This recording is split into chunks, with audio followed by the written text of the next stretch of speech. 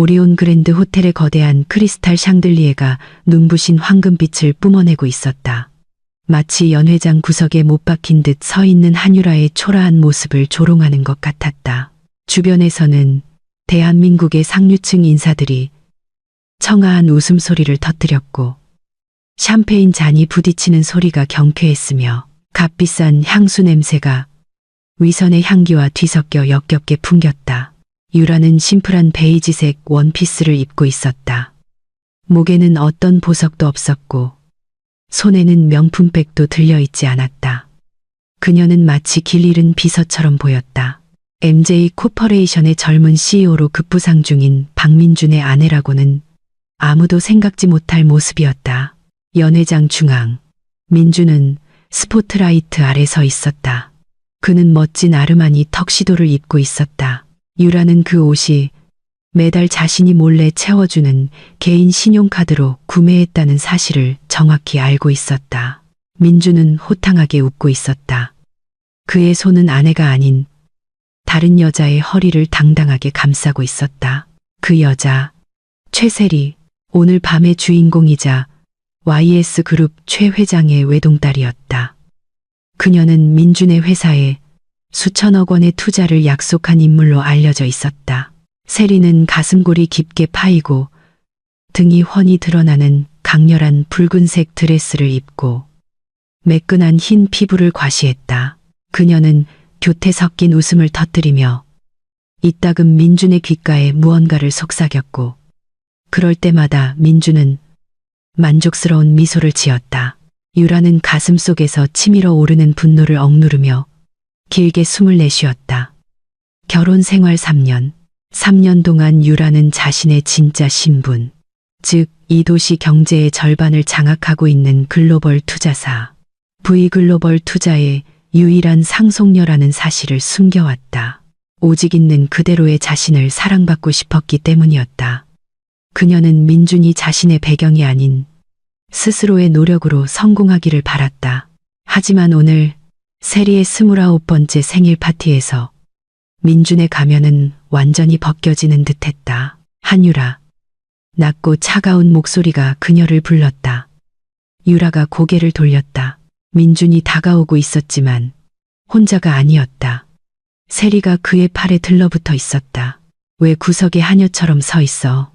민준은 다른 손님들에게 들리지 않도록 나지막이 속삭였지만 그의 눈에는 경멸이 가득했다. 당신 때문에 창피해 죽겠어.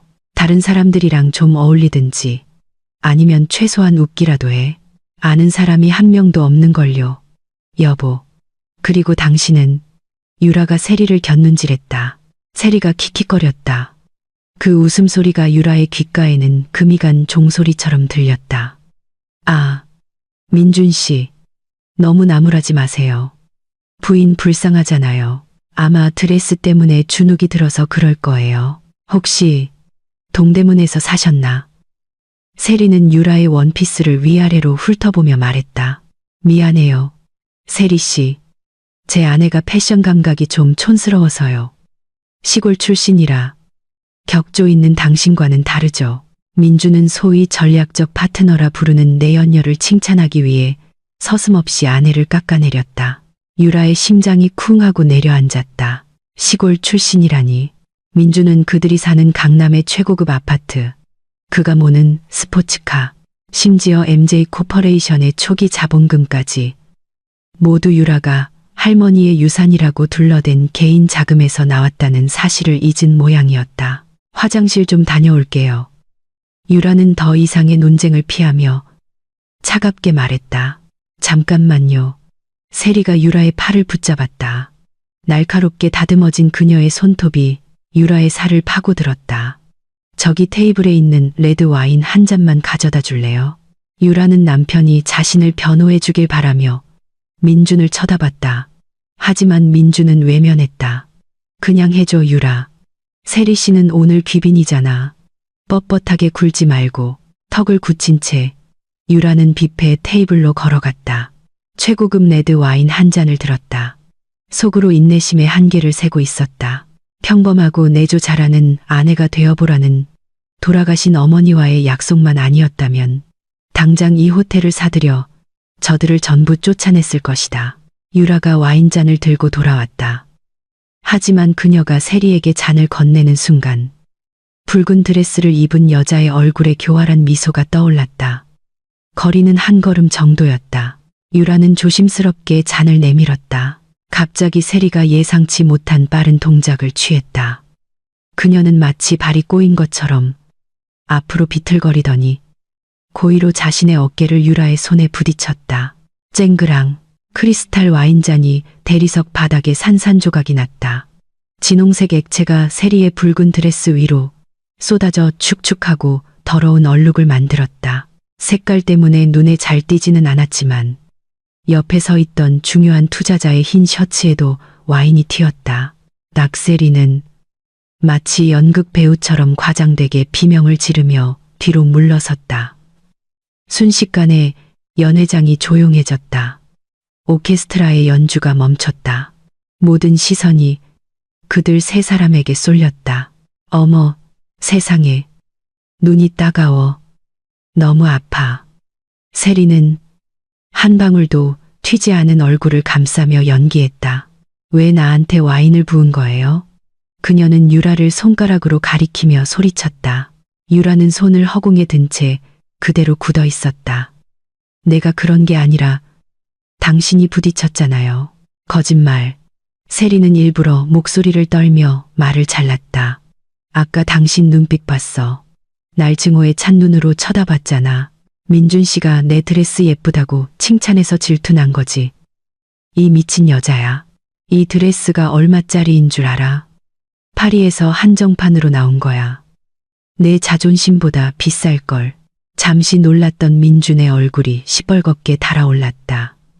세리에 대한 분노가 아니라 창피함 때문이었다. 그는 거물 투자자들이 수군거리는 것을 보았다. 자신의 평판이 걸린 문제였다. 짝, 아무런 예고 없이 민준의 손이 유라의 왼쪽 뺨을 강하게 후려쳤다. 유라의 고개가 옆으로 돌아갔다. 얼얼한 통증이 빠르게 퍼졌지만 마음의 상처는 그보다 훨씬 더 깊었다. 남편이 수백 명 앞에서 내 연녀를 위해 자신의 뺨을 때렸다. 사과해. 민준이 목에 핏대를 세우며 소리쳤다. 무릎 꿇고 세리 씨 드레스 닦아. 유라는 뜨거워지기 시작한 뺨을 감싸 쥐었다. 그녀는 민준을 바라보았다. 그녀의 눈은 젖어 있지 않았다. 오히려 차갑고 어두웠다. 당신이 날 때렸어. 박민준. 무슨 일이 있었는지 묻지도 않고 물을 게 뭐가 있어. 내가 날 망신시켰잖아. 민준이 으르렁거렸다. 세리 씨는 최 회장님 따님이야. 수천억 계약이 그분 손에 달려있다고. 저분이 화나면 내 인생은 끝이야. 넌 아무짝에도 쓸모없는 아내 주제에 사고만 치고 다녀. 세리는 민준의 품에 안겨 흐느끼며 그의 어깨 너머로 유라를 보며 희미한 조소를 지었다. 민준 씨, 무서워요. 저 여자 너무 공격적이에요. 우리 아빠가 자기 딸이 이런 대접받는 걸 아시면 가만히 안 계실 텐데. 아빠와 회사라는 단어는 민준에게 기폭제가 되었다. 투자를 잃을지도 모른다는 공포가 그의 이성을 마비시켰다. 경호팀. 민준이 소리쳤다. 검은 정장을 입은 건장한 남자 두 명이 즉시 다가왔다. 아이러니하게도 그들은 유라가 민준을 지키기 위해 고용한 경호팀이었지만 지금은 민준의 명령에 복종하고 있었다. 이 여자 잡아. 민준이 명령했다. 세리 씨가 용서할 때까지 절대 못 가게 해. 유라는 경호원들이 자신의 양팔을 거칠게 붙잡았을 때 저항하지 않았다. 그녀는 꼿꼿이 서서 턱을 치켜들었다. 그녀는 가늠하고 있었다. 민준이 스스로 판 무덤 속으로 얼마나 더 깊이 들어갈 것인지를. VIP석에서 이 모든 것을 지켜보던 세리의 아버지 최 회장이 묵직한 발걸음으로 다가왔다. 노인은 혐오스러운 눈으로 유라를 쳐다본 뒤 여전히 우는 척하는 딸을 보았다. 박 사장. 최 회장의 목소리가 쩌렁쩌렁 울렸다. 오늘 밤 내 딸을 자네에게 맡겼는데 자네 아내가 이런 식으로 환대를 하나? 죄송합니다, 회장님. 정말 죄송합니다. 민준은 깊숙이 허리를 숙였다. 비굴하기 짝이 없었다. 제 아내를 벌하겠습니다. 반드시 후회하게 만들겠습니다. 후회만으로는 부족하지. 세리가 말을 가로막았다. 그녀는 민준의 품에서 벗어나 가짜 눈물을 닦으며 아기의 찬 눈으로 유라를 노려봤다. 오늘은 내 29번째 생일이야. 완벽한 날이 되어야 했다고. 세리는 유라의 주위를 맴돌았다. 비즈니스 세계에서는 모든 실수의 대가가 따르는 법이지. 넌 내 파티를 망쳤고, 내 드레스를 망쳤고, 내 마음을 아프게 했어. 원하는 게 뭐든 말만 해요, 세리 씨. 내가 다 들어줄게요. 민준이 재빨리 말했다. 세리가 달콤하게 미소 지었다. 독을 품은 미소였다. 간단해. 저 여자도 똑같은 고통을 느끼게 해주고 싶어. 오늘 내 나이가 29이니까 여기서 지금 당장 저 여자의 뺨을 29번 때려줘. 정적이 흘렀다. 이런 고급 연회장에는 너무나 야만적이고 원시적인 요구였다. 몇몇 손님들이 작게 비명을 질렀지만 누구도 감히 목소리를 내지 못했다. 최 회장의 권력은 거역하기에는 너무나 막강했다. 유라는 민준을 바라보았다. 이것이 남편에게 주는 마지막 기회였다. 그의 내면에 일말의 양심이라도 남아있는지 증명할 마지막 기회. 여보. 유라가 나지막이 불렀다. 목소리는 차분했지만 날카로웠다. 만약 당신이 이 일을 허락한다면 우리 사이엔 돌아올 다리가 없어. 명심해. 민주는 유라를 보았다가 팔짱을 낀 채 결정을 기다리는 최 회장을 보았다가 마지막으로 토라진 표정의 세리를 보았다. 그의 머릿속에는 주가 그래프와 돈다발 그리고 사회적 지위가 떠올랐다. 시작은 내가 했어. 한유라. 민준의 목소리는 떨렸지만 눈은 차가웠다. 내가 책임져야지. 그러니까 동의한다는 거군요. 유라가 물었다. 실행해. 민준이 경호팀장에게 명령했다. 저 여자를 29번 때려. 세리 씨가 만족할 때까지. 유라가 희미하게 미소 지었다. 그 미소가 너무나 섬뜩해서 경호팀장은 순간 소름이 돋았다. 좋아, 박민준. 넌 방금 내 사망 진단서에 서명한 거야. 유라는 속으로 생각했다. 경호팀장은 잠시 망설였다. 그는 유라를 사무실 경호 직원들에게 종종 커피를 사다 주던 예의 바른 여성으로 알고 있었다. 하지만 CEO의 명령은 절대적이었다. 죄송합니다, 사모님. 경호원이 거의 들리지 않을 정도로 작게 속삭였다. 임무를 수행하세요. 유라가 침착하게 대답했다. 숫자는 크게 세어주시고요. 여기 있는 모든 사람이 들을 수 있게요. 세리는 민준이 빼준 의자에 앉았다. 마치 오페라 공연을 관람하는 듯한 자세였다. 그녀는 새로운 와인잔을 들고 한 모금 마셨다. 자, 뭘 기다려요? 내가 셀게요. 하나. 세리가 소리쳤다. 짝. 첫 번째 따귀가 유라의 오른쪽 뺨에 강하게 내리꽂혔다. 유라의 고개가 왼쪽으로 돌아갔다. 거대한 벌에 쏘인 듯 뜨거웠다. 하지만 유라는 비명을 지르지 않았다. 그녀는 즉시 고개를 바로 하고 민준을 똑바로 쳐다보았다. 민준은 시선을 피하며 재킷 단추를 만지작거리는 척했다. 둘, 짝. 이번엔 더 강했다. 유라의 입가가 터졌다. 짭짤한 피맛이 입안에 퍼지기 시작했다. 셋, 짝. 넷, 짝. 따귀 소리는 연회장 전체에 울려 퍼지며 그곳에 있는 모든 사람의 도덕적 타락을 반주하는 끔찍한 리듬이 되었다. 민준의 비즈니스 파트너 중 누구 하나 그녀를 변호하지 않았다. 그들은 모두 최 회장이 두렵거나 혹은 이 잔인한 드라마를 그저 오락거리로 즐기고 있을 뿐이었다. 10번째 따귀가 떨어졌을 때 유라의 뺨은 붉게 부어올랐다. 단정했던 머리카락은 헝클어져 얼굴 일부를 가렸다. 하지만 그녀의 눈, 그 눈은 조금도 깜빡이지 않고 활짝 뜨여 있었다. 자신을 비웃는 모든 얼굴과 남편의 무심한 모든 순간을 기록하고 있었다. 15. 세리가 명랑한 목소리로 외쳤다. 너무 약하잖아. 아저씨, 밥 안 먹었어요. 민준 씨, 저 사람 제대로 못 때리면 해고해요. 더 세게 쳐. 민준이 소리쳤다. 이걸 빨리 끝내고 싶어. 창피하게 만들지 말고. 경호원은 이를 악물고 어쩔 수 없이 더 힘을 실었다. 16번째 따기는 너무 강해서 유라가 휘청거리다 무릎을 꿇고 말았다. 일어서. 세리가 소리쳤다. 약한 척 연기하지 마. 일어서지 않으면 10대 추가하라고 할 거야. 유라는 빛나는 하얀 대리석 바닥에 피를 뱉었다. 주변의 호화로움과 대조되는 선홍색 피였다. 그녀는 천천히 일어섰다. 다리는 떨렸지만 등은 강철 기둥처럼 꿋꿋했다. 그녀는 민준의 눈동자를 정확히 응시했다. 이번에는 민준도 시선을 피할 수 없었다. 그는 아내의 얼굴에 자신이 만들어낸 파괴의 흔적을 억지로 봐야만 했다. 그리고 순간 민준은 공포를 느꼈다. 동정심 때문이 아니었다. 유라의 시선에 더 이상 고통이 담겨 있지 않았기 때문이다. 그 시선은 텅 비어 있었고 치명적일 만큼 공허했다. 28. 유라의 얼굴은 이미 형체를 알아볼 수 없었다. 양뺨은 보라색 멍으로 가득 찼다.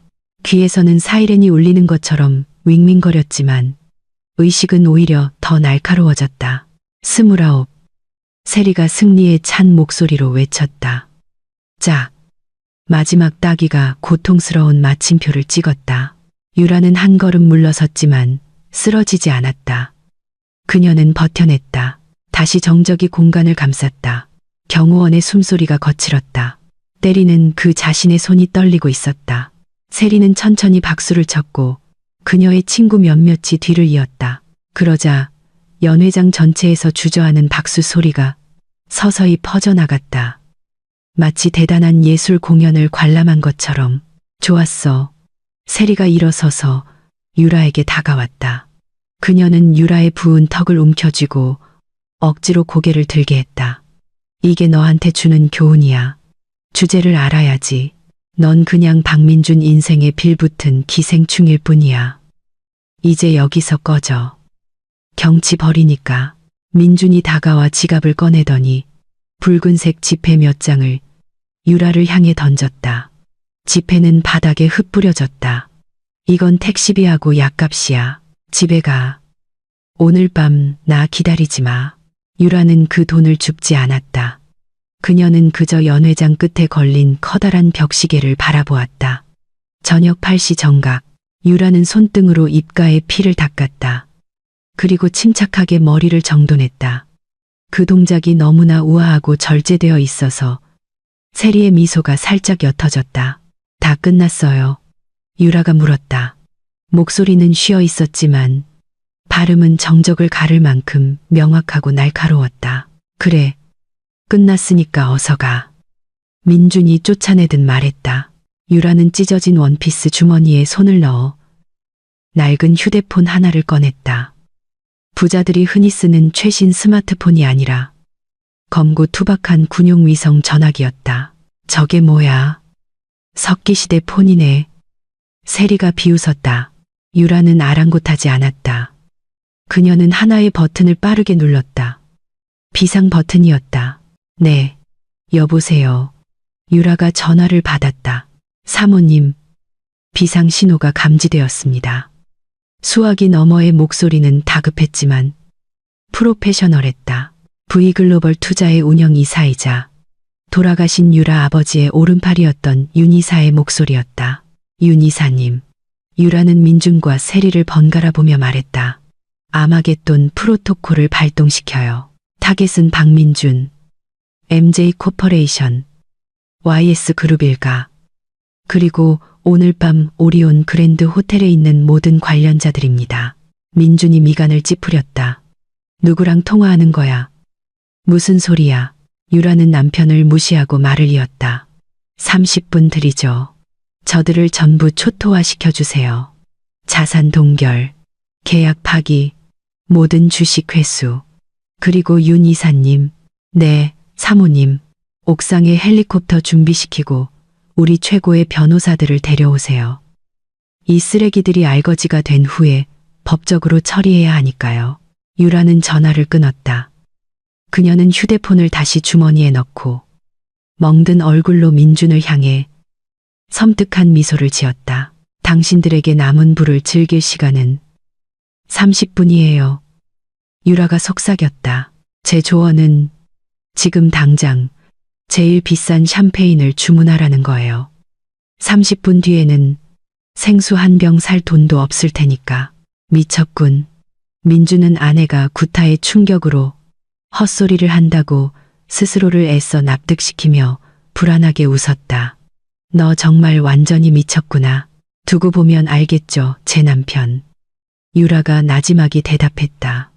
그녀는 뒤돌아서 출입구를 향해 확고한 걸음으로 걸어 나갔다. 그녀의 등 뒤로 민주는 아무 이유 없이 등줄기에 식은땀이 흐르는 것을 느꼈다. 유리창 밖으로 검은 구름이 몰려오기 시작했다. 진짜 폭풍은 이제 막 시작되고 있었다. 그랜드 볼룸의 문이 천천히 닫히며 방금 전 고문의 장이 되었던 화려한 파티로부터 유라를 분리했다. 안에서는 오케스트라가 다시 연주를 시작했다.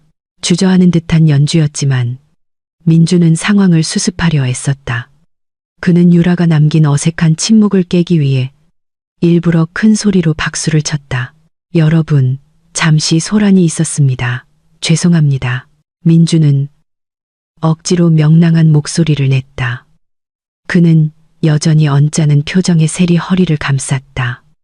제 아내가 요즘 감정 기복이 좀 심해서요. 아이가 생기지 않아 스트레스가 많은 모양입니다. 자, 다 잊고 오늘 밤을 즐깁시다. 모든 분들께 샴페인을 돌리겠습니다. 제 앞으로 계산서를 보내주세요.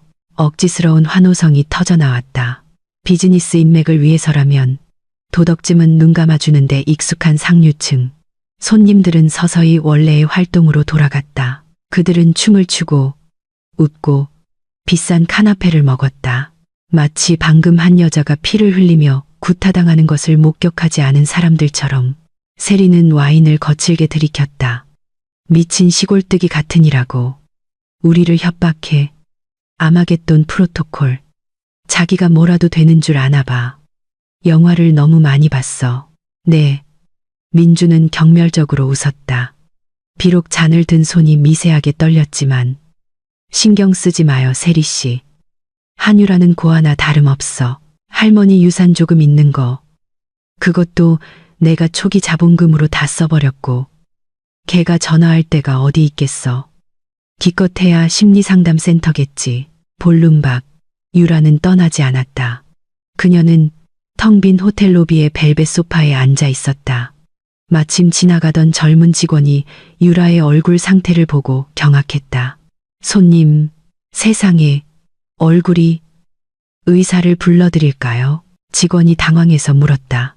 유라는 오른손을 들어 정중히 거절했다. 그녀는 주머니에서 손수건을 꺼내 턱에 남은 빗자국을 침착하게 닦아냈다. 그녀의 시선은 접수 데스크 위 커다란 벽시계에 고정되어 있었다. 저녁 8시 5분. 괜찮아요. 고마워요. 유라가 조용히 대답했다.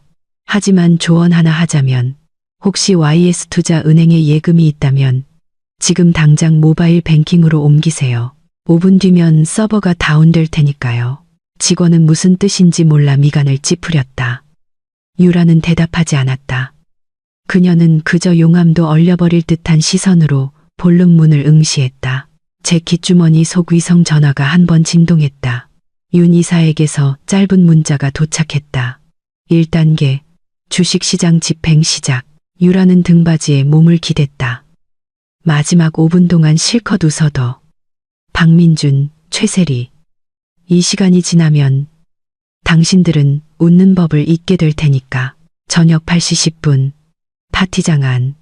분위기가 풀리고 있었다. 최 회장은 YS 그룹이 자금을 대고 MJ 코퍼레이션이 시공할 해안 메리 프로젝트에 대해 민준과 진지하게 대화하고 있었다.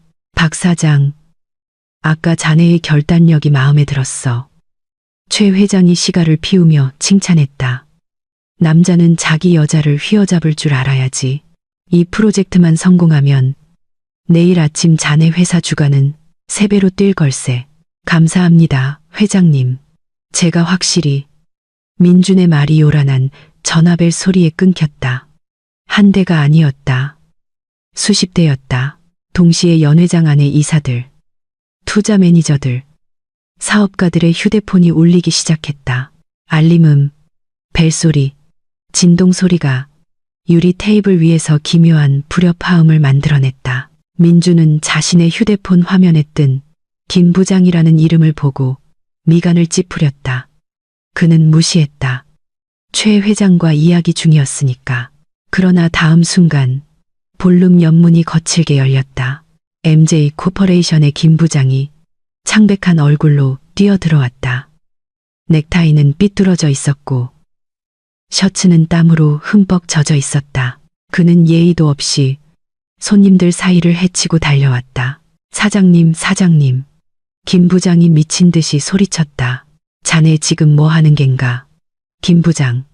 민주는 최 회장 앞에서 부하 직원이 미친 사람처럼 구는 것을 보고 창피해서 소리쳤다. 내가 지금 최 회장님과 이야기하는 거 안 보여? 지금 당장 이걸 보셔야 합니다. 김 부장이 심하게 떨리는 손으로 태블릿 PC를 내밀었다. 민주는 거칠게 태블릿을 빼앗았다. 도대체 뭔데 그래? 주가 조금 떨어졌다고 호들갑 떨기는. 민준의 눈이 휘둥그레졌다. 입은 벌어졌지만 아무 소리도 나오지 않았다. 주식의 화면에서 MJ 코퍼레이션, MJCO의 그래프는 그냥 하락하는 수준이 아니었다. 그것은 끔찍한 붉은 수직선을 그리며 자유낙하하고 있었다. 우리 주식이 7분 만에 40% 폭락했습니다. 사장님, 김 부장의 목소리가 거의 울먹이며 떨렸다. 대량 매도 사태입니다. 누군가 수백만 주의 우리 주식을 시장의 기준가 이하로 던져버렸습니다. 시장 알고리즘이 패닉에 빠졌고 개인 투자자들도 따라서 매도하고 있습니다. 저희 지금 하한가를 연달아 맞고 있습니다. 누구야? 대체 누가 그렇게 많은 주식을 한꺼번에 팔 수 있는 거야? 민준이 소리쳤다. 그게 문제입니다, 사장님. 매수자와 매도자 정보는 차단되었지만 디지털 흔적은 하나의 거대한 지주회사 V 글로벌 투자를 가리키고 있습니다. 민준의 얼굴에서 핏기가 싹 가셨다. V 글로벌 투자. 그곳은 비즈니스 세계의 고래였다. 작은 나라의 경제 운명까지 결정할 수 있다고 알려진 미스터리한 투자회사. 그런 곳에서 왜 MJ 코퍼레이션 같은 작은 회사를 공격한단 말인가? 민준이 생각에 잠길 틈도 없이 옆에 있던 최 회장이 갑자기 와인잔을 떨어뜨렸다. 쨍그랑. 노인은 눈을 부릅뜬 채 자신의 휴대폰을 보고 있었다. 말도 안 돼. 그가 중얼거렸다. 우리 주력 공장. 안산에 있는 우리 주력 공장이. 아빠. 무슨 일이야? 세리가 분위기의 긴장을 느끼기 시작하며 물었다. 최 회장은 살기 어린 눈으로 민준을 노려봤다. 내 비서가 방금 전화했어. 검찰과 금융감독원이 방금 우리 YS 그룹 본사를 압수수색했다고 하네. 5분 전에 익명으로 제보된 탈세와 자금 세탁 증거가 있다면서. 회사 모든 계좌가 동결됐어. 패닉이 바이러스처럼 퍼지기 시작했다. 다른 손님들도 휴대폰을 확인하기 시작했다. 바 구역에서 우연히 켜져 있던 국영방송의 속보 뉴스는 두 가지 큰 소식을 나란히 보여주고 있었다. YS 그룹 금융 스캔들 폭로와 MJ 코퍼레이션 주가 증시에서 폭락. 저녁 8시 18분. 그랜드 볼륨의 혼란은 걷잡을 수 없이 커졌다. 음악은 완전히 멈췄다. 방금 전까지 민준과 세리에게 아첨하던 손님들은 이제 그들을 피하기 시작했다. 마치 두 사람이 전염병 환자인 것처럼. 그들은 YS 그룹과 관련된 자신의 자산을 구하기 위해 주식 브로커에게 전화하느라 바빴다. 민주는 정부에 있는 인맥들에게 연락을 시도했지만 누구 하나 전화를 받지 않았다. 진정하세요, 회장님. 이건 분명 시스템 오류거나 사이버 공격일 겁니다. 민주는 숨이 가빠지기 시작한 예비 장인을 진정시키려 애썼다. 제가 물류업체에 연락해 보겠습니다. 우리의 실물 경제는 아직 괜찮습니다. 우리 프로젝트는 안전합니다. 민주는 MJ 코퍼레이션의 운영을 뒷받침하는 최대 물류 회사의 하사장 번호를 눌렀다. 네, 하사장님. 다행히 받으셨네요. 도움이 필요합니다. 안 좋은 소문이 다시는 저에게 연락하지 마십시오. 박 사장님. 수화기 너머의 목소리는 차갑고 딱딱했다. 무슨 말씀이십니까? 저희 트럭들은 모두 철수 중입니다. MJ 코퍼레이션과의 모든 운송 계약은 이 시간부로 일방적으로 파기합니다. 위약금은 저희가 물겠습니다. 귀사와 더 이상 어떤 업무 관계도 맺고 싶지 않습니다. 잠깐만요. 왜 이러십니까? 우리 5년이나 같이 일했잖습니까? 5분 전 V그룹이 우리 물류회사의 지분 51%를 인수했습니다. 새로운 주인의 첫 번째 명령은 아주 명확했습니다. 박민준과 관계를 끊어라. 그렇지 않으면 당신 내 회사를 파괴하겠다. 죄송합니다. 박 사장님. 저도 먹여 살릴 가족이 있습니다. 딸깍. 전화가 끊겼다. 민준은 얼어붙었다. 또 V그룹이었다. 민준 씨. 세리의 비명이 그를 현실로 돌려놓았다. 그녀는 창백한 얼굴로 휴대폰을 들고 있었다. 이 파티 케이터링 업체들 방금 다 가버렸어요. 음식하고 음료수를 전부 싸들고 갔다고요. 민준이 고개를 돌렸다. 정말이었다. 호텔 직원들과 케이터링 스태프들이 번개 같은 속도로 뷔페 테이블을 정리하고 있었다. 비싼 와인병들이 다시 상자에 담기고 손님들 테이블에서 접시들이 치워지고 있었다. 어이, 당신들 지금 뭐 하는 거야? 민준이 케이터링 매니저에게 달려가 소리쳤다. 이 행사는 내가 전부 지불했다고. 음식을 가져갈 순 없어. 케이터링 매니저는 조금의 존경심도 없이 무미건조한 표정으로 민준을 쳐다봤다. 고객님의 결제 대금이 방금 은행 시스템에 의해 불법 자금 의심 사유로 회수되었습니다. 절차에 따라 결제가 취소되면 서비스도 중단됩니다. 뭐, 불법 자금?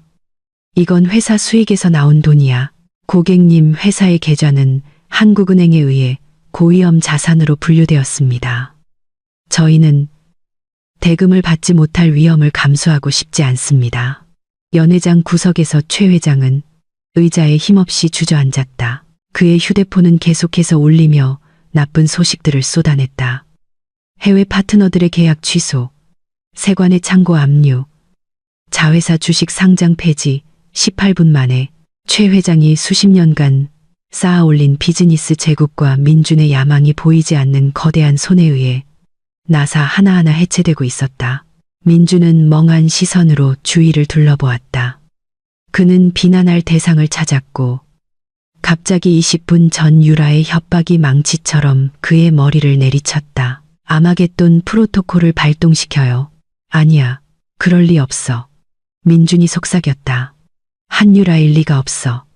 걘 그냥 순종적인 바보 아내일 뿐이야. 저녁 8시 25분. 패닉은 굴욕으로 변했다. 힘든 삶이나 거절에 익숙하지 않은 세리는 너덜너덜해진 자존심의 마지막 조각이라도 지키려 애썼다. 그녀는 중요한 손님들이 방을 떠나기 시작하는 것을 보았다. 잠깐만요. 아직 가지 마세요. 세리가 소리쳤다. 이건 그냥 기술적인 문제일 뿐이에요. 파티는 아직 안 끝났어요. 우리 아빠가 내일이면 다 해결하실 거예요. 아무도 신경 쓰지 않았다. 손님들은 이 폭발하는 스캔들에 엮일까 두려워 서둘러 빠져나가려 아우성이었다. 세리는 유일하게 남은 음료인 생수병이 담긴 쟁반을 든 웨이터를 보았다. 공포심에 목이 탔다. 그녀는 병 하나를 낚아챘다. 죄송합니다, 손님. 그건 현금으로 계산하셔야 합니다. 객실 결제 시스템은 잠겼습니다. 웨이터가 차갑게 말했다. 나한테 생수값을 내라고. 세리가 소리쳤다. 내가 최세리야. 이 호텔을 살 수도 있다고. 세리는 에르메스 핸드백에서 명성 높은 플래티넘 신용카드를 꺼냈다. 이걸로 긁어. 잔돈은 내 새 뇌 사는데 보태. 웨이터는 휴대용 단말기를 꺼내 세리의 카드를 넣었다. 삑. 붉은 화면. 발급사에 의해 차단된 카드입니다. 세리의 얼굴이 붉어졌다. 다시 해봐. 내 기계가 고장났잖아. 삑. 거절. 내 걸로 해봐요. 민준이 다가와 수십억 원의 한도를 가진 그의 성공의 상징이었던 블랙 카드를 내밀었다. 웨이터는 한숨을 쉬고 민준의 카드를 넣었다. 삑. 붉은 화면. 분실 신고된 카드입니다. 분실 신고라니. 난 신고한 적 없어. 민준이 좌절감에 소리치며 단말기를 바닥에 내동댕이 쳐 금이 가게 했다. 호텔 기물을 파손하셨습니다. 웨이터가 침착하게 말하고는 귀에 꽂힌 무전기에 말했다. 보안팀, 볼룸으로 와주십시오. 돈도 못 내면서 행패 부리는 손님이 있습니다. 무례하긴. 내가 누군지 알아. 내가 박민준이야. 이 행사의 주최자라고. 박민준 씨. 묵직한 목소리가 입구 쪽에서 끼어들었다. 모두가 고개를 돌렸다. 오리온 호텔의 총지배인 스미스라는 이름의 키 큰 백인 남성이 4명의 호텔 보안 요원과 함께 들어서고 있었다. 평소 스미스는 대통령이나 국빈을 맞이할 때만 모습을 드러냈다. 민주는 약간의 안도감을 느꼈다. 스미스 씨, 다행입니다. 이 웨이터를 해고해 주십시오. 저를 망신시켰습니다. 그리고 손님들에게 당신네 시스템에 오류가 있었다고 설명해 주세요. 스미스는 미소 없이 민준을 쳐다봤다. 그의 시선은 차갑고 사무적이었다. 저희 시스템은 정상입니다. 박민준 씨, 저는 이 볼룸의 대관이 건물주에 의해 취소되었음을 알려드리러 왔습니다. 무슨 소리요? 난 자정까지 빌렸는데 임차인이 부동산의 이미지를 훼손하는 범죄나 스캔들에 연루될 경우 즉시 퇴거 조치할 수 있다는 계약서의 긴급 조항을 건물주께서 사용하셨습니다. 스미스가 설명했다. 게다가 오늘 아침 보증금으로 사용하신 신용카드가 방금 은행에서 거절 처리되었습니다. 따라서 기술적으로 귀환은 아직 대관료를 지불하지 않으신 상태입니다. 이 건물 주인이 누구요? 이리 오라고 하시오. 내가 현금으로 2배를 주겠소. 민주는 지갑에 현금 한 푼 없다는 것을 알면서도 허세를 부렸다. 스미스는 손목시계를 흘끗 보았다. 저녁 8시 29분. 운이 좋으시군요, 박민준 씨. 스미스가 미묘한 비꼼을 담아 말했다. 건물주께서 방금 로비에 도착하셨습니다. 자신의 자산을 점검하고 해충들이 깨끗이 청소되었는지 확인하고 싶어 하시는군요. 밖에서 헬리콥터 프로펠러 소리가 윙윙거리며 다가와 볼룸의 유리창을 흔들었다. 그 소리는 마치 복수를 위해 다가오는 전쟁 기계의 소리처럼 들렸다. 저녁 8시 30분 정확한 시간이었다. 높이 4m에 달하는 볼룸의 정문이 자동으로 활짝 열렸다. 뼈를 애는 듯한 차가운 밤 공기가 불어들어왔다. 완전한 정적. 전화기에 대고 울던 최 회장마저 입을 다물었다. 발소리가 들렸다. 한 사람이 아니었다. 여러 사람이었다. 먼저 옷깃의 V자 모양의 금색 핀을 단 말끔한 검은 정장 차림의 남자 6명이 들어섰다. 그들은 당당하게 걸어 들어와 좌우로 도열하며 길을 열었다. 대한민국에서 가장 비싼 로펌의 엘리트 변호사 팀이었다. 그 뒤를 이어 강한 위엄을 풍기는 중년 남성 윤이사가 걸어 들어왔다. 그의 손에는 젓갈색 가죽, 서류 가방이 들려 있었다. 그리고 그들 중앙으로 한 여자가 걸어 들어왔다. 그녀는 더 이상 찢어지고 더러워진 값싼 베이지색 원피스를 입고 있지 않았다. 이제 그녀는 권력을 발산하는 날카로운 재단의 아이보리색 블레이저, 정장, 실크 소재의 바지, 그리고 대리석 바닥에 또각, 또각, 또각 단호한 소리를 내는 크리스찬 루브탱 하이힐을 신고 있었다. 얼굴은 여전히 멍들어 있었고 입가는 찢어져 있었지만 머리는 단정하게 풀어 뺨에 상처 일부를 가렸다. 그녀의 눈에는 더 이상 순종적인 아내의 흔적이 없었다. 오직 먹이 사슬 최상위 포식자의 눈빛만이 존재할 뿐이었다. 한유라, 민주는 다리에 힘이 풀려 한 걸음 물러섰다. 그는 마치 유령을 보는 듯한 기분이었다. 어떻게 이럴 수가.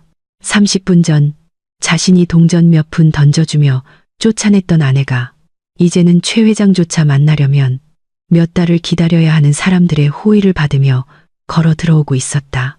상황을 빨리 파악하기에는 머리가 너무 얕은 세리가 오히려 바보처럼 나섰다.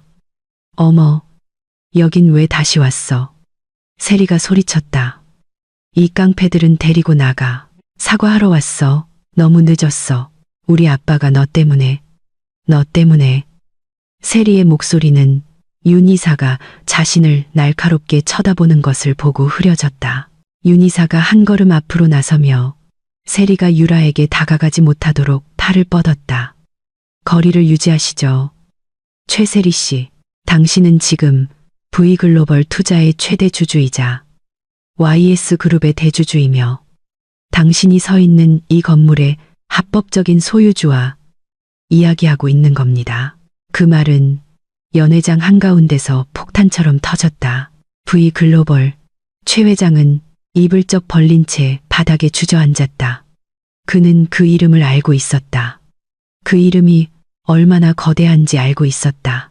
그리고 그는 방금 그 이름의 주인의 딸을 쓰레기처럼 대했다는 사실을 깨달았다. 민주는 고개를 저었다. 절망의 눈물이 고이기 시작했다. 아니야, 유라야, 거짓말이지. 넌 그냥 내 아내 한유라잖아. 유라는 민준 앞에서 정확히 5미터 떨어진 곳에 멈춰 섰다. 그녀는 소리치지도 화를 내지도 않았다. 그저 분노보다 훨씬 더 고통스러운 무미건조한 시선으로 민준을 바라볼 뿐이었다. 정정하죠. 박민준 씨. 유라의 목소리는 차분했지만 쥐 죽은 듯 조용한 볼륨의 음향 덕에 방 전체에 울려 퍼졌다. 나는 한유라 V. 그리고 이 시간부로 나는 더 이상 당신 아내가 아니에요.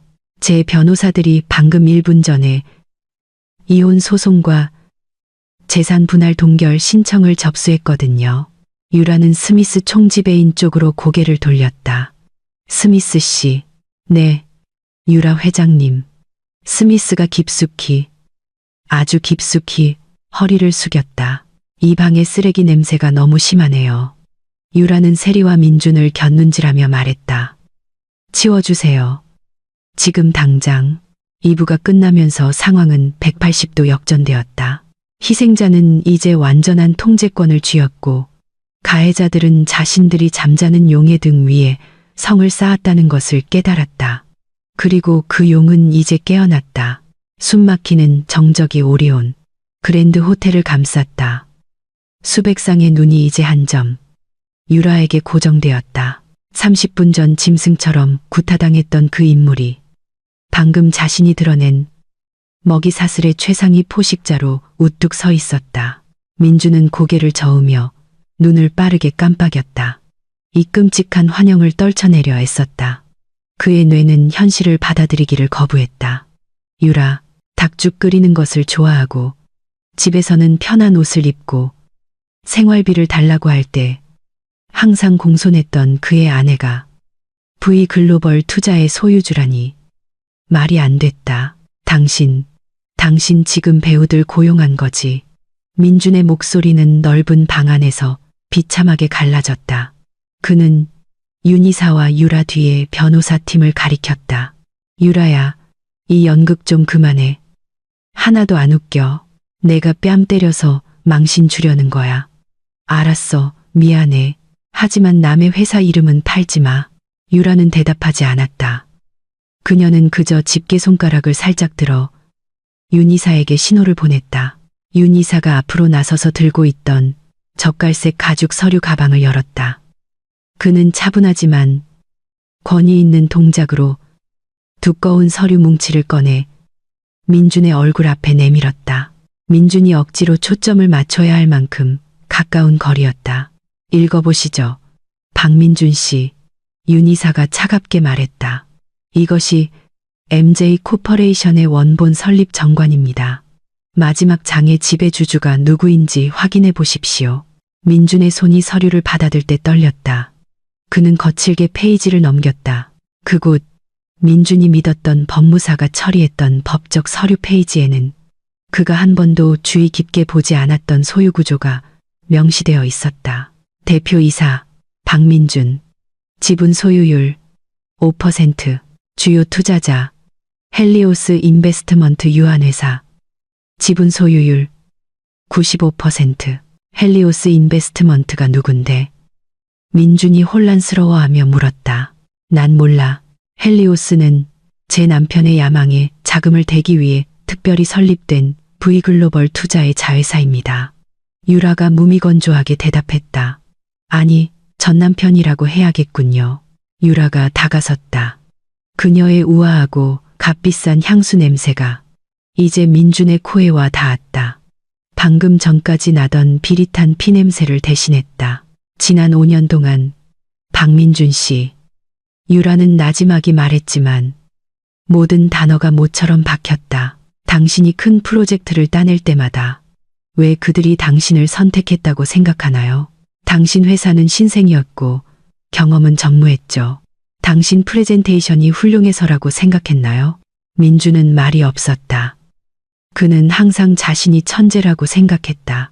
그들이 당신을 선택한 건 V그룹이 그들에게 명령했기 때문이에요. 유라가 말을 이었다. 당신이 따낸 모든 입찰, 몇 시간 만에 승인된 모든 은행 대출, 비즈니스 잡지에서 받은 모든 칭찬들, 그 모든 게 나였어요. 내가 은행 임원들에게 전화했고, 내가 협력업체에 할인을 지시했고, 당신의 재무제표가 좋아 보이도록 유령 회사를 통해 당신 제품을 사들였어요. 민준의 무릎에 힘이 풀렸다. 그가 하늘처럼 떠받들던 남성적 자존심이 산산조각 났다. 그는 인스타그램 프로필에 적힌 것처럼 자수성가한 억만장자가 아니었다. 그는 단지 아내가 조종하는 꼭두각시였을 뿐이다. 날 속였어. 민준이 속삭였다. 내가 당신을 속였다고요. 유라가 작게 웃었다. 감정 없는 메마른 웃음이었다. 나는 당신에게 날개를 달아줬어요. 박민준 씨, 당신이 현명하게 날 수 있는지 보고 싶었죠. 하지만 당신은 정상에 올랐다고 느끼자마자 가장 먼저 한 일이 당신에게 먹이를 준 손을 무는 것이었어요. 유라는 민준의 창백한 얼굴을 바라봤다. 당신은 성공한 게 아니에요. 그냥 나와 결혼해서 운이 좋았던 것뿐이고 당신의 행운은 오늘 밤으로 끝났어요. 헛소리 집어치워. 날카로운 비명이 긴장을 깼다. 충격으로 조용히 있던 세리가 이제 분노와 수치심으로 얼굴이 붉어져 나섰다. 그녀는 무시당하는 것, 특히 방금 자신이 고문했던 여자에게 무시당하는 것을 참을 수 없었다. 네가 누군지 상관 안 해. 세리가 유라의 얼굴을 손가락질하며 소리쳤다. 네가 부자라고 주장한다고 해서 방금 여기서 망신당했다는 사실이 지워질 것 같아. 네가 뺨 맞는 영상 벌써 인터넷에 퍼졌을걸. 모두가 네가 약한 여자라는 걸 안다고. 유라가 천천히 세리 쪽으로 고개를 돌렸다. 그녀의 시선이 바뀌었다. 민준을 볼 때는 실망감이었다면 세리를 볼 때는 순수한 혐오감이었다. 이사님. 유라가 불렀다. 프로젝터 켜세요. 네, 회장님. 무대 중앙의 거대한 스크린. 방금 전까지 세리 공주님의 29번째 생일을 축하합니다. 라는 문구와 함께 세리의 자아도취적인 사진 슬라이드쇼를 보여주던 화면이 갑자기 깜빡이며 꺼졌다. 잠시 후 화면은 은행 시스템과 디지털 포렌식 데이터 인터페이스로 다시 켜졌다. 여러분, 유라의 목소리가 무대를 완전히 장악하며 울려 퍼졌다. 구경 좋아하시죠? 아까는 제가 고문당하는 구경을 즐기셨으니 이제 제가 좀 더 교육적인 구경거리를 보여드리겠습니다. 화면에 복잡하지만 명확한 자금 흐름도가 나타났다. 이것은 최세리 씨의 아버지의 YS그룹 재무감사 자료입니다. 유라가 설명했다. 지난 3년간 최 회장은 딸의 사치스러운 생활비를 대기 위해 직원들의 퇴직, 연금, 2천억 원을 횡령했습니다. 손님들 사이에서 충격의 웅성거림이 터져 나왔다. 바닥에 주저앉아 있던 최 회장은 가슴을 부여잡았다. 그의 가장 어두운 비밀이 순식간에 드러났다. 화면이 바뀌었다. 이제는 채팅 기록과 이체 증거가 나타났다. 그리고 이건 유라가 가리켰다. 세리 씨가 3명의 비즈니스 평론가에게 돈을 보내 민준 씨의 경쟁사를 깎아내리는 가짜 뉴스를 쓰게 한 증거입니다. 세리 씨는 언론에 비친 비즈니스의 여신이 아니에요. 그저 무능한 로비스트일 뿐이죠. 저거 세리가 미친 듯이 소리쳤다. 그녀는 무대를 향해 달려가 거대한 스크린을 자신의 작은 몸으로 가리려 했다. 어리석고 헛된 행동이었다. 유라는 멈추지 않았다. 그리고 당신을 위해서 박민준 씨. 화면이 다시 바뀌었다. 이번에는 V글로벌 투자의 공식 직인이 찍힌 디지털 문서가 나타났다. 이것은 불명예 해고 통지서입니다. 유라가 큰 소리로 읽었다. MJ 코퍼레이션과 헬리오스 인베스트먼트 간의 협력 계약 제45조에 따라 중대한 윤리 위반이 발생할 경우 투자자는 경영진을 교체할 권리가 있다. 한유라 부인은 이 자리에 모인 서울의 엘리트들을 증인으로 삼아 박민준 당신을 MJ 코퍼레이션의 CEO직에서 해고함을 선언합니다. 모든 편의시설, 즉 차, 사택, 신용카드, 건강보험이 회수됩니다. 민준은 세상이 빙빙 도는 것을 느꼈다. 안 돼. 그건 내 회사야. 우리 회사라고 정정하죠. 유라가 말했다. 내 회사예요. 내가 95%의 지분을 가졌으니 내 결정은 절대적이죠. 당신은 해고됐어요. 박민준 씨, 이 시간부로 효력이 발생합니다. 짐 싸서 나가세요. 아, 잠시만. 당신은 사무실에 개인 물품이 하나도 없겠군요. 모든 사무실 자산은 회사 비품이니까. 민주는 주위를 둘러보았다. 그의 비즈니스 친구들, 그를 칭찬하던 사람들이 이제는 휴대폰으로 이 장면을 녹화하고 있었다. 카메라 플래시가 폭풍의 번개처럼 터졌다. 민준의 망가진 얼굴은 내일 아침 헤드라인을 장식할 것이다. 성공한 기업가로서가 아니라 아내에게 해고당한 사기꾼으로서 이럴 순 없어. 민준이 중얼거렸다. 전 CEO가 아니라 실업자죠. 유라가 차갑게 말을 잘랐다. 그리고 V그룹의 블랙리스트에 올랐으니 앞으로 동네 커피숍 수준의 회사조차 당신을 고용하지 않을 거라고 장담해요. 민준이 자신의 경력 붕괴에 잠겨 있는 동안 YS그룹 일가의 드라마는 막 절정에 달하고 있었다. 최 회장의 휴대폰이 다시 울렸다. 이번에는 일반 전화가 아니라 그의 비서에게서 온 영상 통화였다. 떨리는 손으로 전화를 받은 그는 실수로 스피커폰을 켰다. 회장님, 큰일 났습니다. 검찰이 구속영장을 발부했습니다. 지금 호텔로 오고 있습니다. 도망치셔야 합니다. 회장님 개인 자산도 이미 압류되었습니다. 다급한 목소리가 조용한 볼륨에 선명하게 울렸다. 최 회장은 휴대폰을 떨어뜨렸다. 그의 얼굴은 잿빛이 되었다. 그는 애원하는 눈빛으로 유라를 쳐다봤다. 그의 오만함의 마지막 흔적마저 사라졌다. 노인은 기다시피, 정말로 기다시피 유라의 발치로 다가갔다. 유라, 회장님, 한유라 회장님. 최 회장의 목소리는 눈물로 젖어 쉬어 있었다. 용서해 주십시오. 저는 몰랐습니다. 정말 회장님이 누구신지 몰랐습니다. 아빠 지금 뭐 하는 거예요? 저 여자한테 절을 해요? 세리가 아버지의 팔을 잡아당기며 소리쳤다. 일어나요, 창피하게. 우린 YS그룹이에요. 누구도 두렵지 않다고요. 닥쳐. 짝. 최 회장이 세리의 뺨을 때렸다. 그 따귀는 너무 강해서 세리는 바닥에 나뒹굴었다. 와인으로 더러워진 그녀의 붉은 드레스는 더욱 구겨졌다. 세리는 뺨을 감싸 쥐고 믿을 수 없다는 듯 아버지를 쳐다봤다. 아빠, 너 때문이야. 최 회장은 딸에게 분노를 터뜨렸다. 네가 29대를 때려달라는 그 미친 요구 때문에 네가 우리를 망쳤어. 네가 오만하지만 않았더라면, 네가 아까 그를 그냥 가게 뒀더라면 우리가 이렇게 망하지는 않았을 거야. 최 회장은 다시 유라의 발치에 엎드렸다.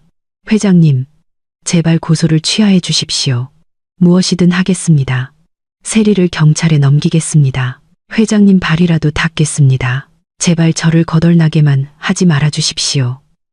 저는 늙었습니다. 그 광경은 참으로 아이러니했다. 모두가 두려워하던 재벌 총수가 자신의 남은 재산을 지키기 위해 친딸을 팔아넘기고 있었다.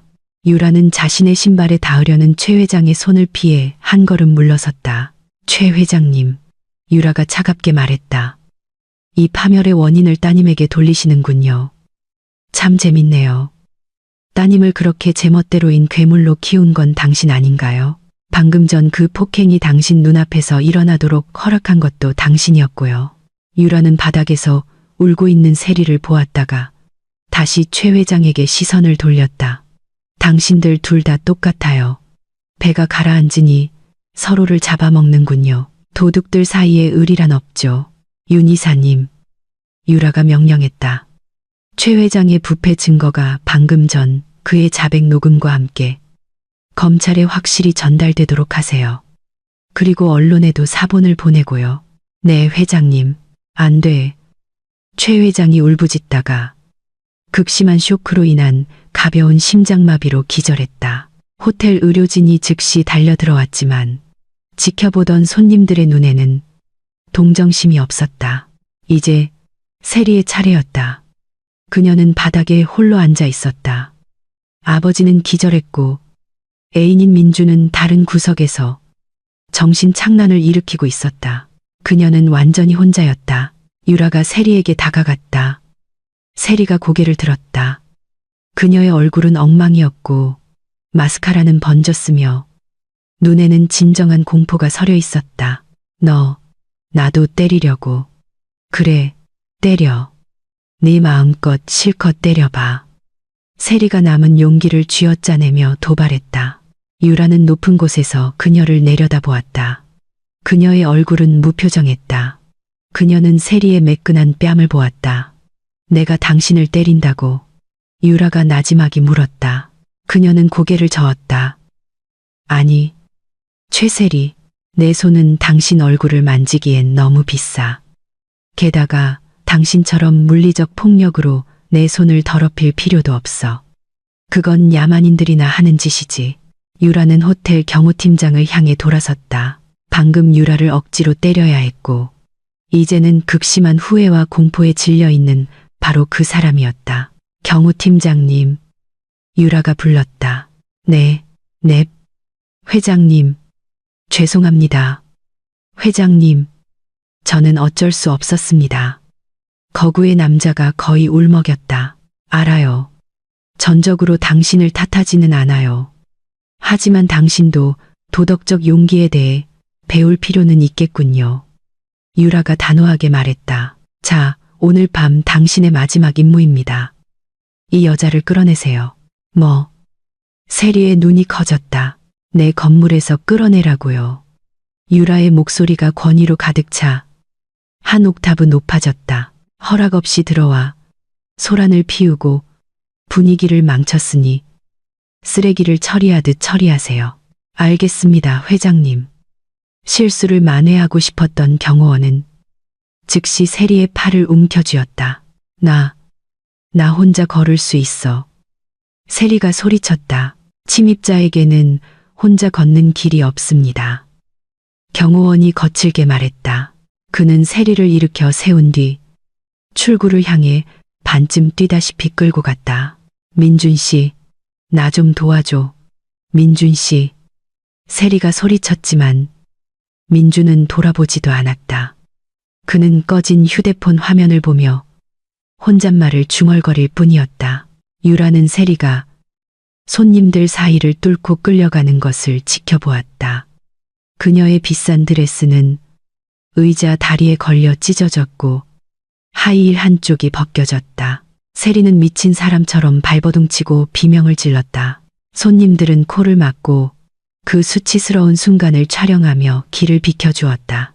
그랜드 볼룸 출구에서 경호원은 세리를 호텔 로비로 내던졌다. 세리는 로비 카펫 위로 굴렀다.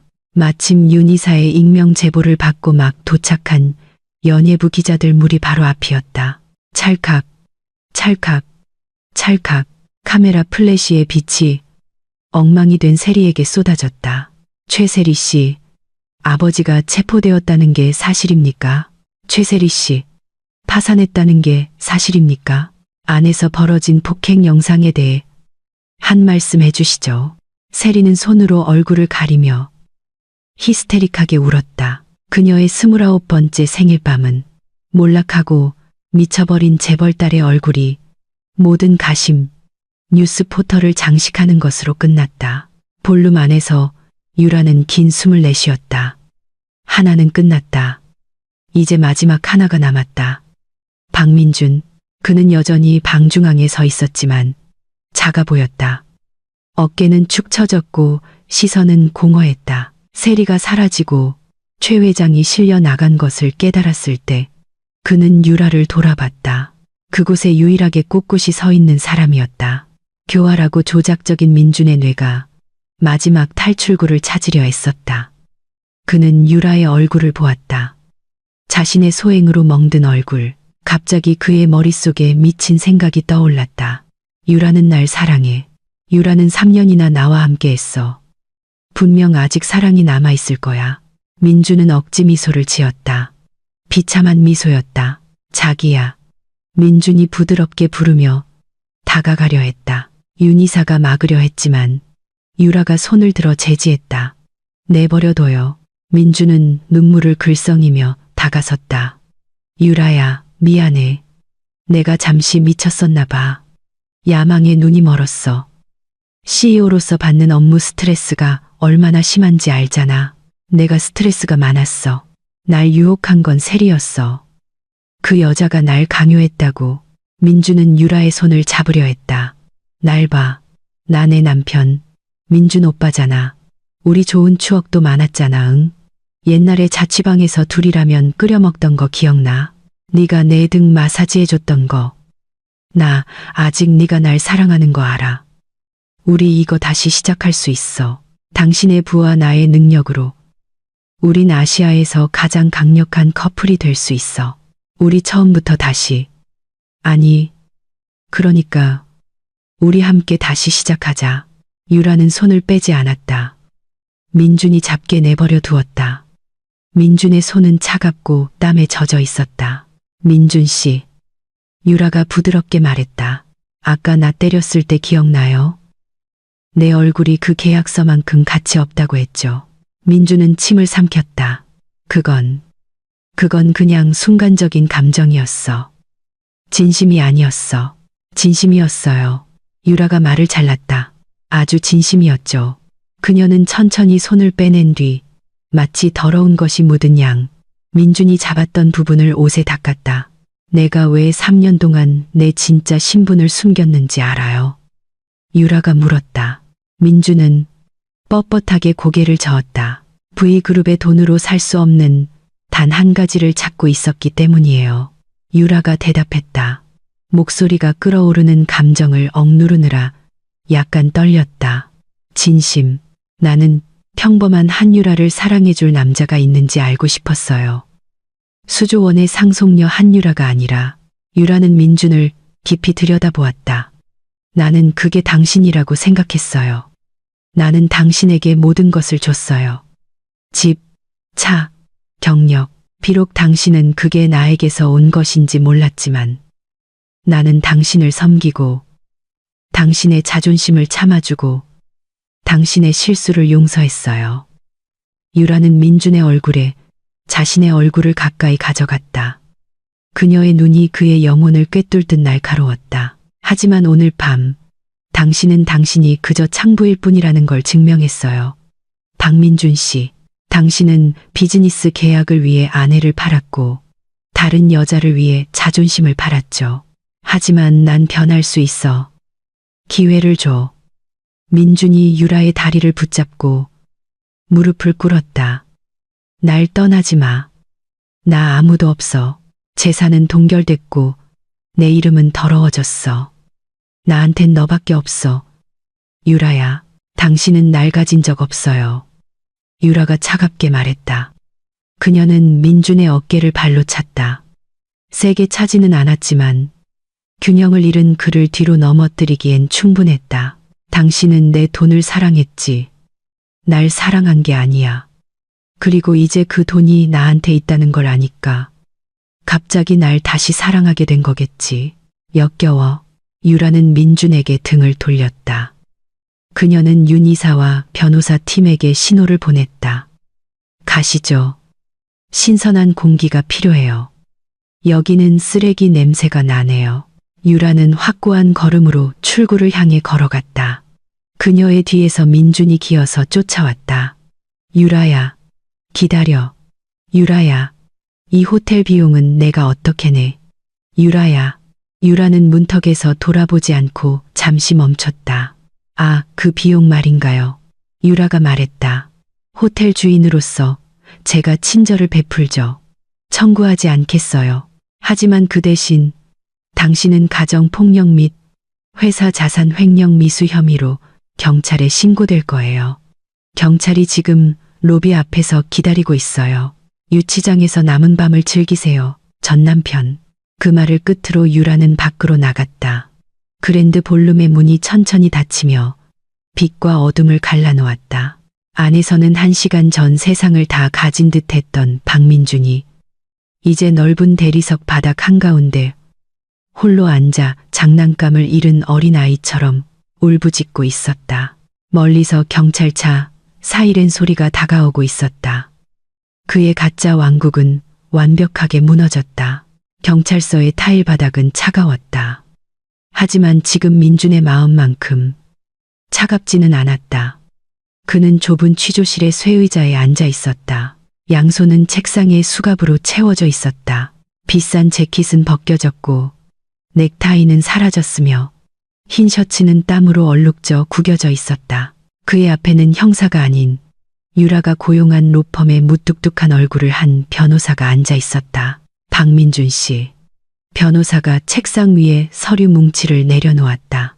제 이름은 김 변호사입니다. 제 의뢰인 한유라 부회장님을 대리하여 오늘 밤 2가지 일을 처리하러 왔습니다. 가정폭력, 범죄 증거 제출과 이혼 서류 서명입니다. 내 아내랑 얘기하고 싶어. 민준이 목이 쉬었음에도 소리쳤다. 유라 불러와. 이건 부부싸움이야. 경찰이 끼어들 필요 없어. 김 변호사는 얕보는 듯한 희미한 미소를 지었다. 그는 태블릿 PC를 켰다. 부부싸움이라 그 정의를 한번 보죠. 영상이 재생되었다. 오리온 그랜드 호텔의 고화질 CCTV 녹화 영상이었다. 그곳에는 민준이 명령을 내리고 그 유라가 반복해서 뺨을 맞는 장면이 선명하게 담겨 있었다. 따기 소리는 맑고 고통스럽게 들렸다. 15분 전에 법의학 의사의 진단서가 나왔습니다. 김 변호사가 말을 이었다. 한유라 회장님은 안면부 연조직 손상, 코뼈의 경미한 균열, 그리고 심각한 정신적 충격을 입었습니다. 이 영상 증거와 수백 명의 목격자가 있으니 당신은 중상해 죄로 최대 5년의 징역형에 처해질 수 있습니다. 민준의 얼굴이 창백해졌다. 하지만 그 여자가 시킨 거야. 세리가 시켰다고. 아, 최세리 씨 말입니까? 그분 역시 폭행 교사 및 강요 혐의로 고발 조치되었습니다. 하지만 박민준 씨, 당신은 남편입니다. 아내를 보호할 법적 의무가 있지. 비즈니스 고객을 기쁘게 하려고 샌드백으로 만들 의무는 없습니다. 김 변호사가 펜을 내밀었다. 여기에 서명하십시오. 재산 분할 청구 없는 이혼 합의서입니다. 재산 분할 없이. 민준의 눈이 커졌다. 내가 그녀와 함께 MJ 코퍼레이션을 세웠어. 나는 재산의 절반을 받을 권리가 있다고. 김 변호사가 이번에는 소리내어 웃었다. 당신이 세웠다고요. 박민준 씨. 회계 감사 결과 회사 자본의 98%가 한유라 회장님의 개인 자금에서 나온 것으로 나타났습니다. 당신은 심지어 차 기름값을 넣을 때도 회장님의 신용카드를 사용했더군요. 법적으로 당신은 어떤 자산도 소유하고 있지 않습니다. 당신이 가진 것은 경영부실로 인해 대표이사 개인 자격으로 떠안게 된 회사 부채 500억 원 뿐입니다. 부채? 난 빚 없어. 계약 파기 위약금입니다. 김 변호사가 참을성 있게 설명했다. 이번 스캔들로 인해 모든 협력업체들이 손해배상을 청구했습니다. 그리고 MJ 코퍼레이션이 파산했기 때문에 그 빚은 당신의 어깨 위로 떨어졌습니다. 그러니 선택은 간단합니다. 이 이혼 서류에 서명하면 한유라 회장님께서 친절하게도 당신의 개인 부채를 없애주실 겁니다. 물론 형사 절차는 그대로 진행되지만요. 아니면 거부하고 평생 빚쟁이들에게 쫓기면서 감옥에 가시든가요. 민준의 손이 심하게 떨렸다. 그는 서류를 쳐다보았다. 그것은 그의 자존심에 대한 사망 선고서였다. 하지만 그에게는 선택의 여지가 없었다. 눈물을 흘리며 민준은 서명을 갈겼다. 좋습니다. 김 변호사가 재빨리 서류를 거두었다. 축하합니다. 박민준 씨. 이제 당신은 공식적으로 가난한 이혼남이 되셨습니다. 문이 열리고 2명의 경찰이 들어왔다. 시간 다 됐습니다. 피의자, 유치장으로 이송합니다. 민주는 끌려 일어섰다. 냄새나고 어두운 감방으로 향하는 복도를 지날 때 그는 숙직실에 켜진 TV를 보았다. 뉴스에는 아름답고 깨끗한 유라의 얼굴이 나오고 있었다. 오래된 사진과 함께 V그룹 상속녀, 남편의 가정폭력으로 이혼 소송, MJ 코퍼레이션 주식, 상장 폐지라는 자막이 떠 있었다. 민준의 세상은 그날 밤 공식적으로 끝났다. 3일 후 YS그룹 일가가 살던 평창동의 고급 주택가는 보통 조용하고 아름다웠다. 하지만 오늘 아침은 마치 난장판 시장처럼 혼란스러웠다.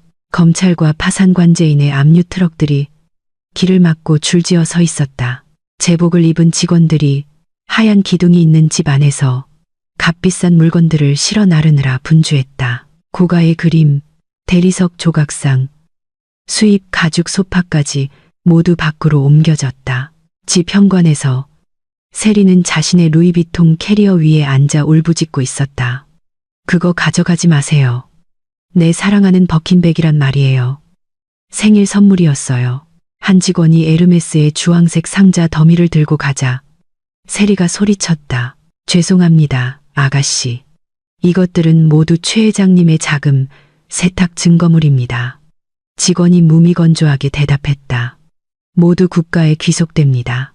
이 나쁜 놈들, 아빠한테 이를 거야. 아가씨 아버님은 지금 서울구치소에서 집중 조사를 받고 계십니다. 아마 앞으로 15년 동안은 집에 못 돌아오실 가능성이 큽니다. 압류를 감독하던 한 여검사가 끼어들었다. 세리는 주위를 둘러보았다. 그녀의 상류층 이웃들, 그녀가 새 가방을 자랑하곤 했던 사람들이 이제 각자의 집 담장 뒤에 서서 경멸적인 시선으로 구경하고 있었다. 아무도 도와주러 오지 않았고 아무도 휴지를 건네지 않았다. 그들의 세계에서 가난과 스캔들은 전염병이었다. 최세리 씨, 여검사가 불렀다. 이 집도 압류되었습니다. 1시간 내로 이곳을 비워주셔야 합니다. 그럼 전 어디서 살아요? 세리가 흐느꼈다. 신용카드는 다 막혔고 차도 뺏겼어요. 현금도 하나도 없다고요. 그건 저희 소관이 아닙니다. 친척에게 연락하거나 일자리를 찾아보세요. 여검사가 냉소적으로 말하고는 돌아섰다.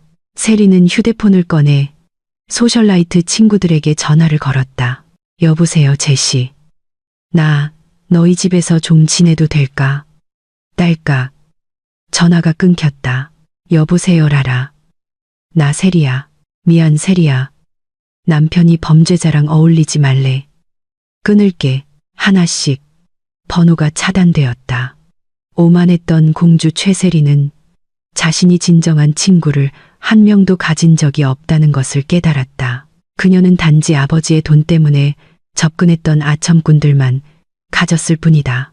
1시간 후 세리는 주택 단지 정문 밖 뜨거운 보도 위에 서 있었다. 루이비통 캐리어마저 부패 자금으로 구매한 것으로 밝혀져 압수당했다. 그녀는 갈아입을 옷 몇 벌이 든 배낭 하나만 들고 있었다. 배가 고팠다. 주머니를 뒤져보니 5만 원짜리 한 장이 나왔다. 예전에는 발렛 파킹 팁으로도 부족했던 돈이었다. 지금 이것이 그녀의 전 재산이었다. 고급 승용차 한 대가 천천히 지나갔다. 뒷좌석 창문이 살짝 내려갔다. 세리는 에어컨이 나오는 차 안에서 자신을 쳐다보는 유라의 비서 윤 이사의 얼굴을 보았다. 버스 터미널까지 태워다 드릴까요? 최세리 씨. 윤 이사가 정중하지만 날카롭게 물었다. 꺼져. 세리가 소리쳤다. 윤 이사는 고개를 끄덕였다. 알겠습니다. 행운을 빌죠. 아, 그리고 한 회장님께서 메시지를 전해달라고 하셨습니다. 뜨거운 아스팔트 위를 걷는 기분이 29번의 따기보다 더 고통스럽지 않나요? 차창이 다시 올라갔다. 차는 희미한 배기가스를 남기고 떠났다. 세리는 서울의 무자비한 햇볕 아래 홀로 울며 보도 위에 주저앉았다. 시간은 행복한 자에게는 빠르게 흐르고 고통받는 자에게는 느리게 기어간다. 민주는 서울 서부의 한상가 거리 길가에 앉아 있었다. 몸은 말랐고 얼굴은 꾀죄죄했으며 관리 안 된 수염으로 뒤덮여 있었다. 그는 겨드랑이에 구멍이 난 낡은 티셔츠를 입고 있었다. 그 재앙의 밤 이후 6개월이 지났다. 민주는 국선 변호사가 초범이라는 이유로 가명을 호소한 덕에 8개월 징역형을 선고받고 2주 전에 막 출소했다. 하지만 감옥이 바깥 세상보다 나았다. 감옥에서는 공짜 밥이라도 나왔다. 여기서는 굶주렸다. 민주는 여기저기 일자리를 알아보려 애썼다. 처음에는 관리직, 그 다음에는 평사원, 그 다음에는 사무보조. 마침내 그는 식당 설거지 일이라도 하려 했다. 하지만 박민준이라는 이름은 신용불량과 경찰의 범죄 기록에 이미 올라 있었다. 더 심각한 것은 유라가 V그룹을 통해 모든 대기업의 인사과 네트워크에 은밀한 권고를 내렸다는 점이다. 박민준을 고용하는 자는 V그룹의 적이 된다. 아무도 그 위험을 감수하려 하지 않았다.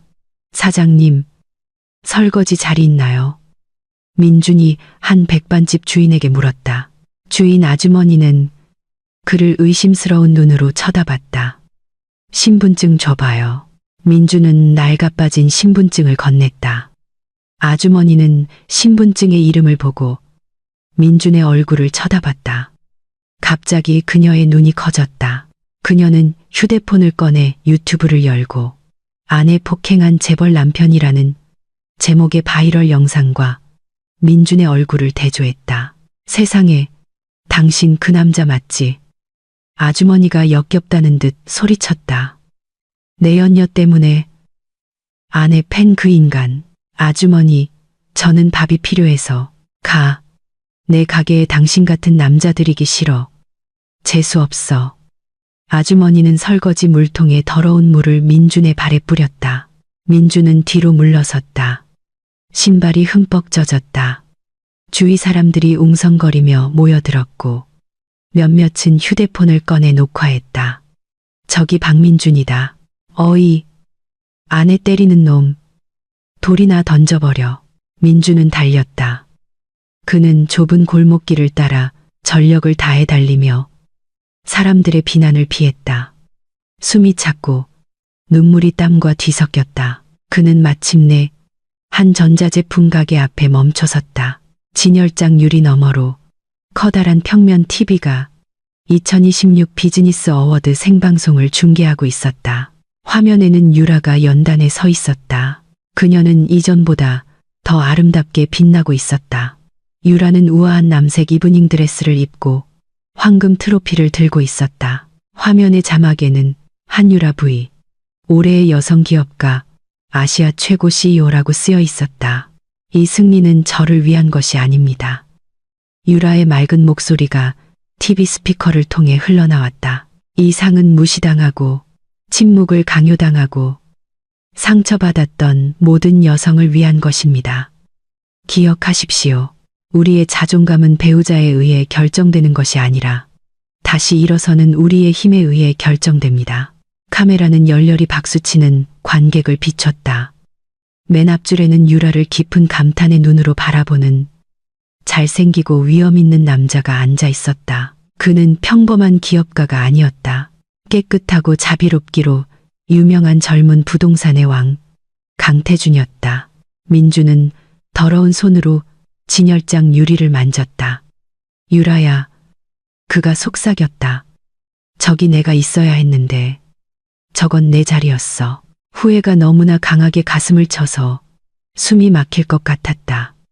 그는 돈을 잃은 것이 아니었다. 그는 자신이 가졌던 최고의 여자를 잃었다. 자신을 왕으로 만들어줄 수 있었던 여자. 하지만 그는 공주의 옷을 입은 거지를 위해 그녀를 버렸다. 멀리서 민주는 편의점 유니폼을 입은 마른 여자가 가게 앞을 쓸고 있는 모습을 보았다. 셀이었다. 화장기 없는 초췌한 얼굴은 10년은 더 늙어 보였다. 세리는 길 건너편에서 민준을 보았다. 그들의 눈이 마주쳤다. 과거 그들의 시선은 욕망과 오만으로 가득했다. 지금은 증오만이 남아 있었다. 세리는 땅에 침을 뱉고는 고개를 돌렸다. 자신의 몰락의 원인이라고 생각하는 남자를 보고 싶지 않다는 듯. 민주는 고개를 숙이고 서울의 밤, 어둠 속으로 발걸음을 질질 끌며 사라졌다. V타워 50층. 유라는 거대한 유리창을 마주한 자신의 회장 의자에 앉아 서울의 야경을 내려다보고 있었다. 그녀의 책상 위에는 더 이상 어지러운 서류 더미가 없었다. 모든 것이 그녀의 리더십을 반영하듯 효율적으로 정리되어 있었다. 문에서 노크 소리가 났다. 윤 이사가 허브차를 들고 들어왔다. 어젯밤 연설 축하드립니다. 회장님. 오늘 아침 우리 주가가 12% 상승했습니다. 윤 이사가 자랑스럽게 미소 지으며 보고했다. 고마워요. 윤 이사님. 유라가 부드럽게 대답했다. 그녀는 단둘이 있을 때만 그를 아버지처럼 존경하는 의미로 이사님 대신 아저씨라고 부를 때도 있었다. 그들은 어떻게 지내요? 윤 이사는 그들이 누구를 의미하는지 알았다. 박민주는 영등포 쪽 다리 밑에서 지내고 있습니다. 가끔 시장에서 짐꾼 일을 하지만 몸이 약해서 자주 쫓겨난다고 합니다. 최세리는 경기도 외곽의 편의점에서 야간 근무를 합니다. 월급은 그녀 명의로 된 아버지의 빚을 갚느라 계속 깎이고 있다고 합니다. 유라는 천천히 고개를 끄덕였다. 그녀의 얼굴에는 사악한 승리의 미소가 아닌 안도감만이 있었다. 됐어요. 더 이상 그들을 괴롭히지 마세요. 남은 인생은 삶이 그들을 가르치겠죠. 쓰레기를 증오하는데 에너지를 낭비하고 싶지 않아요. 알겠습니다, 회장님. 아, 밖에 손님이 와 계십니다. 강태준 씨입니다. 유라의 눈이 살짝 빛났다. 들여보내세요. 아리아는 편안하지만 품격 있는 회색 정장 차림으로 들어왔다. 그는 작은 상자를 들고 있었는데 보석이 아니라 유라가 가장 좋아하는 떡 케이크였다. 아시아 최고의 CEO가 마라톤 회의 후에 당 보충이 필요할 것 같아서요. 아리아가 농담하며 케이크를 책상 위에 놓았다. 유라가 청아하게 웃었다. 민준과 함께하는 동안 오랫동안 잃어버렸던 웃음이었다. 우리 부동산 합병 제안을 승인해달라고 뇌물 주는 건가요? 그 제안서는 완벽해서 뇌물이 필요 없습니다. 아리아가 유라의 책상 앞 의자에 앉아 그녀를 강렬하게 쳐다봤다. 이 케이크는 이따가 나와 저녁 식사를 해달라는 뇌물입니다. 비즈니스 얘기 말고 그냥 저녁 식사요. 더 깊이 알고 싶은 친구로서 유라는 아리아를 보았다. 그의 눈에서 진심을 보았다. 아리아는 처음부터 유라가 누구인지 알고 있었다. 가정폭력의 희생자에서 비즈니스 거물로 일어선 이혼녀. 아리아는 그녀의 과거를 두려워하지 않았고 그녀의 부에 위축되지도 않았다. 그냥 저녁 식사만요? 유라가 도전적으로 물었다. 그리고 아마 팝콘 먹으면서 재미없는 영화도 볼 수 있겠죠. 아리아가 덧붙였다. 유라가 미소 지었다. 좋아요. 7시에 데리러 와요. 그날 밤 서울에는 이슬비가 내렸다. 유라는 V타워 로비에 서서 아리아의 차를 기다리고 있었다. 그녀는 유리에 비친 자신의 모습을 보았다. 얼굴의 상처는 최고의 치료 덕분에 흉터 하나 없이 완전히 사라졌다. 하지만 한때 뻥 뚫렸던 마음의 상처는 이제 강한 흉터 조직으로 변해 있었다. 그녀는 더 현명해졌고 더 강인해졌다. 그녀는 숫자 29를 떠올렸다. 예전에는 그 숫자가 굴욕의 상징이었다. 세리의 나이 29을 위한 29번의 따기. 29번 짓밟힌 그녀의 자존심. 하지만 이제 유라는 그 숫자를 재해석했다. 그녀는 29 희망재단을 설립했다. 가정폭력 피해, 여성들이 법적 도움, 안전한 거처, 그리고 경제적 자립을 위한 사업 자금을 얻도록 돕는 비영리 단체였다. 6개월 만에 그녀의 재단은 290명의 여성을 비슷한 운명에서 구해냈다. 그녀는 자신의 고통을 다른 사람들을 위한 힘으로 바꾸었다. 최고의 복수는 적을 파괴하는 것이 아니라 너무나 행복하고 성공해서 적의 존재가 더 이상 중요하지 않게 되는 것이다. 아리아의 검은색 벤틀리가 로비 앞에 멈춰 섰다. 아리아가 우산을 들고 내려 유라에게 다가와 그녀를 빗방울로부터 보호했다. 준비됐나요, 여왕님? 아리아가 물었다. 준비됐어요. 유라가 대답했다. 차에 타기 전 유라는 길 건너편을 잠시 쳐다봤다. 희미한 가로등 불빛 아래 한 마른 남자가 가게 처마 밑에서 무릎을 끌어안고 비를 피하고 있는 모습을 보았다. 남자는 텅 빈 시선으로 V타워를 바라보고 있었다. 민준이었다. 그것은 진정한 내면의 작별의 순간이었다. 민준은 유라가 자신보다 훨씬 나은 남자와 함께 고급차에 타는 것을 보았다.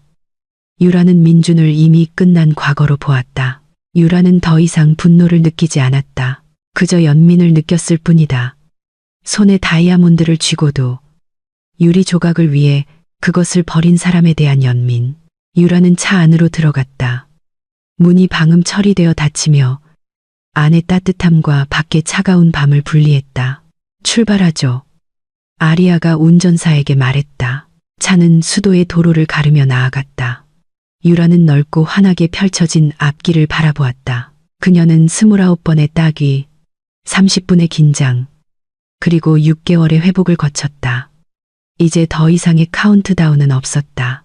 오직 온전히 자신의 것인 미래를 향한 카운트업만이 있을 뿐이었다.